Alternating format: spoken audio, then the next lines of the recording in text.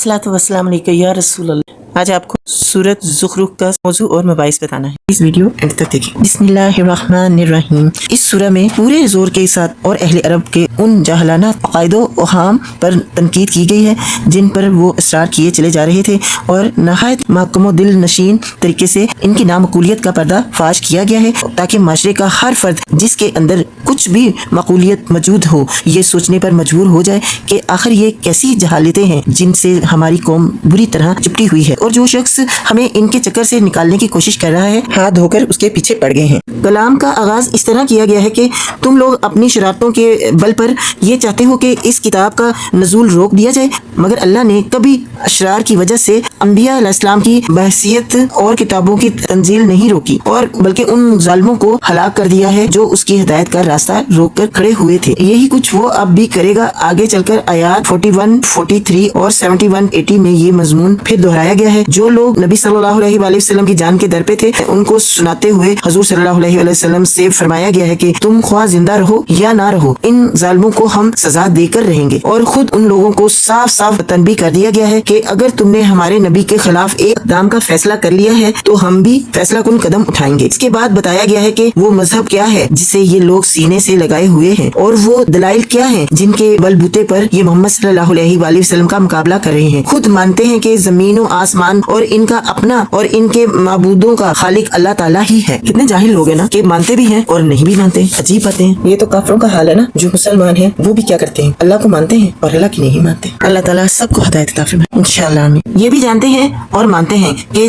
जिन नेमतों से ये फायदा उठा रहे हैं वो सब अल्लाह की दी हुई है, फिर भी दूसरों को अल्लाह के साथ खुदाई में शरीक करने पर इसरार किए चले जाते हैं। बंदों को अल्लाह की औलाद करार देते हैं, और औलाद भी बेटियां जिन्हें खुद अपने लिए निंगो आर समझते हैं। फरिश्तों को उन्होंने देवियां करार दे रखा है, उनके बुत औरतों की शक्ल के बना रखे हैं, उन्हें जनाना कपड़े और जेवर पहनाते हैं और कहते हैं कि ये अल्लाह की बेटियां हैं। अस्तगफिरुल्लाह। उनकी इबादत करते हैं और उन्हीं से मन्नतें और मुरादें मांगते हैं। आखिर इन्हें कैसे मालूम हुआ कि फरिश्ते औरतें हैं? इन जहालतों पर टोका जाता है तो तकदीर का बहाना पेश करते हैं और कहते हैं कि अगर अल्लाह हमारे इस काम को पसंद ना करता तो हम कैसे इन बुतों की परस्तिश कर सकते थे। हालांकि अल्लाह की पसंद और नापसंद मालूम होने का जरिया उसकी किताबें हैं, ना कि वो काम जो दुनिया में इसकी माशियत के तहत हो रहे हैं। माशियत के तहत तो एक बुत परस्ती ही नहीं, चोरी, जिना, डाका, कत्ल सब ही कुछ हो रहा है। क्या इस दलील से हर उस बुराई को जायज व बरहक करार दिया जाएगा जो दुनिया में हो रही है? पूछा जाता है कि अपने इस शिर्क के लिए तुम्हारे पास इस गलत दलील के सिवा कोई और संत भी है? तो जवाब देते हैं कि बाप दादा से ये काम यूं ही होता चला आ रहा है। गोया इनके नजदीक किसी मजहब के हक होने के लिए ये काफी दलील है। हालांकि इब्राहिम अलैहिस्सलाम जिनकी औलाद होने पर ही इनके सारे फख्रो इम्तियाज का मदार है। बाप दादा के मजहब को लात मारकर घर से निकल गए थे और उन्होंने इस्लाफ की ऐसी अंधी तकलीद को रद्द कर दिया था जिसका साथ कोई दलीलें मकूल ना देती हूँ। फिर अगर इन लोगों को इस्लाफ की तकलीद ही करनी थी तो इसके लिए भी अपने बुजुर्ग तरीन इस्लाफ इब्राहिम अलैहिस्सलाम, इस्माइल अलैहिस्सलाम को छोड़कर उन्होंने अपने जाहिल तरीन इस्लाफ का इंतखाब किया। इनसे कहा जाता है कि क्या कभी किसी नबी ने और अल्लाह की तरफ से आई हुई किसी किताब ने भी ये तालीम दी है कि अल्लाह के साथ दूसरे भी इबादत के मुस्तहिक हैं?